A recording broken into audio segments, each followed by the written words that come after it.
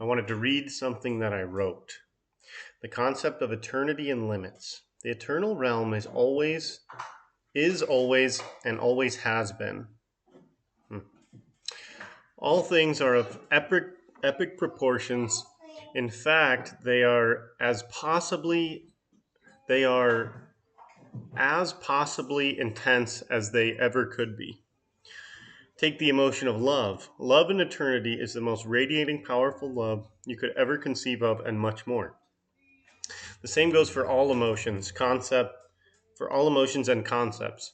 Hate, joy, lust, greed, beauty, power, war, nature, time. All of these are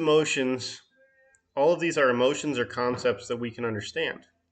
I believe that a corresponding entity exists in the spiritual realm for each one of these and fully embodies it, such as joy, for example. God created joy, and I believe it makes sense for this to be a fully fleshed out entity in the spirit world that embodies the concept fully. Whether or not they exist in the realm of heaven or hell, or perhaps whether or not they exist in heaven or hell, perhaps depends on the positivity or negativity they exude into eternity. The reason I bring this up leads me to my next point. I believe God created all these entities, concepts, emotions in eternity. I then believe that upon the creation of man, we were given the ability to hold and experience all of these concepts / emotions within us. Perhaps it doesn't exist that a being in eternity can experience all of these concepts / emotions at once. Angels. Angels are beings of perfection. They dwell with God in heaven and carry out his will. They represent all the aspects of perfection and heaven shaped into a being. The question I have is, do they have free will? Demons. Demons are beings of imperfection. They dwell with Satan in hell and carry out his will.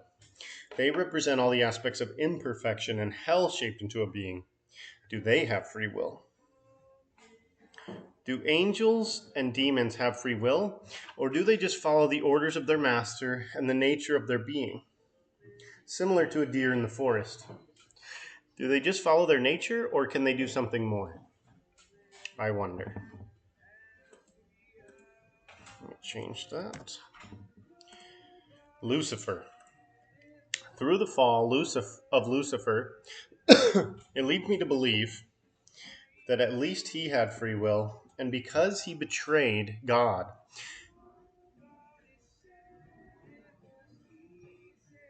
at least he had free will, and because he betrayed God and did this while in eternity, his betrayal is permanent. Because in eternity, every action radiates forever. He has no path of redemption back to God in perfection. Perhaps the fall of man in the Bible was a mercy from God, as at that time the concept of time was introduced to us, allowing a path back to our Father through time. We would not be permanently banished in eternity because of our actions, as the buffer of limitation and time saved us.